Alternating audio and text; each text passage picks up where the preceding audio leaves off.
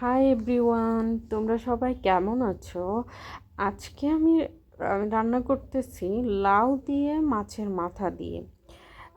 এটা আমাদের জেলায় খুব ফেভারিট একটা খাবার।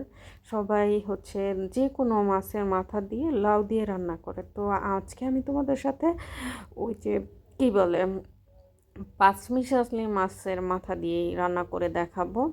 এটা ইলিশ মাছ না, এটা মনে হয় সম্ভবত রুই মাছ অথবা কি বলে সিলভার কাপ মাছ, দুইটা মাছের মাথা মিলিয়ে রান্না করতেছি। তো আসলে আমি যেহেতু ভিডিও করি সে কারণে মা হচ্ছে আমাকে হেল্প করে। আমার রান্নাঘরটা খুবই ছোটো, যার কারণে আমি ট্রাইপড রেখে ভিডিও করতে পারি না। তো এটা হচ্ছে সংক্ষিপ্ত কথা। তো মা আর আমি হেল্প করেই দুইজনে মিলেই রান্না করা হয়, একজন করে না। তো আসলে তোমাদের সাথে আমি ভিডিও করি। আমি অনেক বকবক করতে পছন্দ করি, মানে কথা বলতে খুব পছন্দ করি। যেহেতু ঢাকা শহরে ফ্ল্যাটে থাকি, তো ওই রকম ফ্রেন্ড সার্কেল নাই। আর বাসায় হচ্ছে আমরা তিনজন লোক, সারাদিন তো তাদের সাথে কথা বলা হয় না। তারা বয়স্ক মানুষ, তারা আমার সাথেও তারা মেন্টালিটিতে মিলে না। আর তাদেরও আমার সাথে মেন্টালিটিতে মিলে না। অনেক কিছুতেই এগ্রিমেন্ট হয় না, মিলে না। যার কারণে হচ্ছে দেখা যায় আমি বেশিরভাগ সময় আমার রুমের মধ্যে একাই থাকি।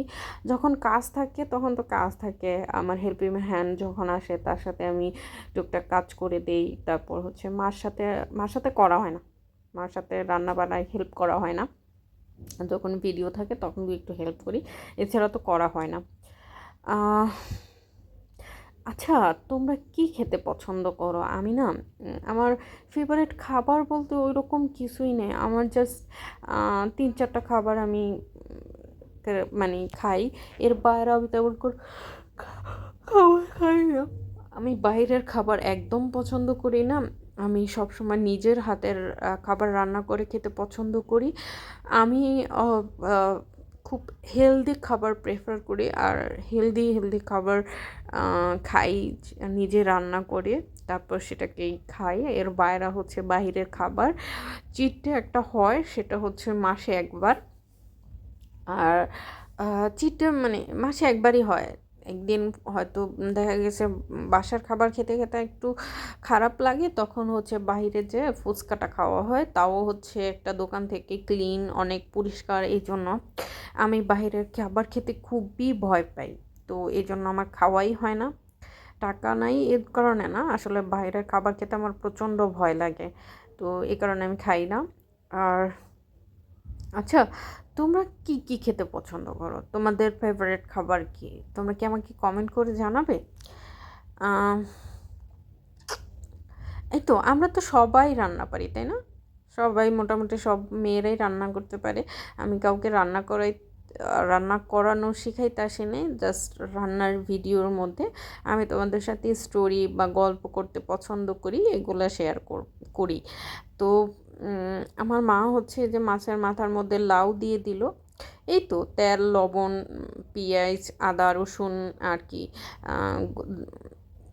হলুদের গুঁড়া, মরিচের গুঁড়া, এই তো মশলা আর কি, ধনিয়া পাতা, এই তো মশলা। এটাকে একটু সুন্দর করে কষায়, তারপর হচ্ছে মাছটাকে কষায়, তারপর ওটার মধ্যে লাউ দিয়ে দিছি, এই তো রান্না হয়ে যায়। রান্না তো কোনো ইয়ে না। প্রথম যখন আমি ছোটোকালে রান্না শিখিনি, তখন ভাবতাম কি রান্না কি জানি একটা রকেট সায়েন্স। এখন তো মনে হয় কি যে কোনো খাবারই রান্না করতে পারি। এখন তো আমি অনেকগুলো কান্ট্রির রান্না করতে পারি, যেমন ধরো Italian food, Chinese food, Thai food, তারপর হচ্ছে জাপানিজ ফুড, তারপরে ইন্ডিয়ান ফুড। এগুলো তো আমি মোটামুটি অনেকগুলো কান্ট্রির ম্যাক্সিমাম ডিশ আমি এখন রান্না করতে পারি।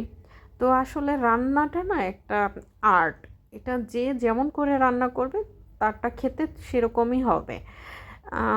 সবার একটা আলাদা ইয়া থাকে, কি বলে সিগনেচার থাকে। তো আমার সিগনেচার আলাদা। আমি অনেক দেশের রান্না করতে পারি। যে তোমার চ্যানেলটা নতুন, তো আমি এখনও ভালো করে গুছায় উঠতে পারিনি।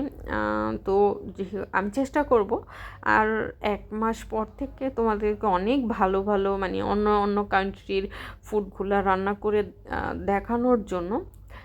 তাইলেই তোমরা বুঝতে পারবা যে আমি কত ভালো রান্না করতে পারি। আবার অবশ্য মানুষ খেয়েও প্রশংসা করে। তোমাদের সাথে আমি আরও ভালো ভালো রান্না শেয়ার করব। এই তো আর ১০-১৫টা দিন তোমরা আমার আহ, আহ, একেবারে এলাকার অর্থনৈতিক কৃষক ঘরের মানুষরা কীরকম খাবার খায় ওইটা দেখো। একটা সময় দেখবা যে আমি তোমাদের সাথে খুব ভালো ভালো ডিশ শেয়ার করব, যেমন Chinese food. Bye bye everyone.